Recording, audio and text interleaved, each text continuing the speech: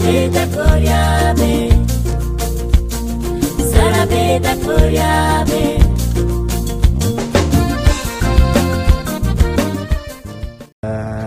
Ndraisana ny coronavirus. Ny fomba fandraisana coronavirus zao a dia tamin'ny 21 mars zany dia nanomboka tamin'ny 21 mars dia tena natahotra tokoa izay ary tao anatin'izany a dia mihiboka ao an-trano.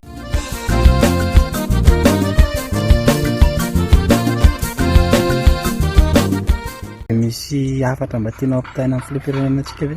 Eny tompoko, ny hafatra tiako ampitaina amin'ny filoham-pirenena zany a dia eto an'ilay hoe mihiboka zany tena manaraka an'ilay fepetra tokoa izay satria matahotra satria hoe manaraka amin'ny fepetra sy ilay torohevitra ataon'ny filoham-pirenena malagasy.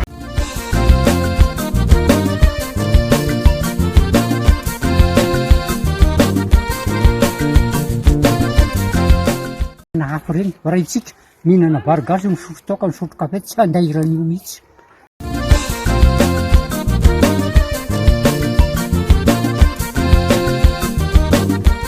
Dia ahoana ny hafatra tianao apetraka ho an'ny présidentsika? Aloha mba tokony hovahana an'izay mba razy mba hitsaraman'ny olona fa raha ohatra hoe zao veraka ny hanina hohanina mihinana ny dikan'io.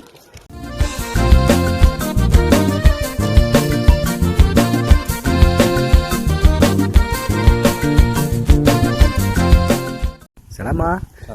Ahoana kay ny fahitanao ny coronavirus eto Madagasikara?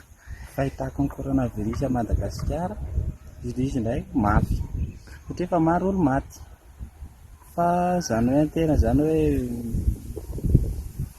mihiboka dia tsy maintsy mihiboka fa satria tsy te ho faty.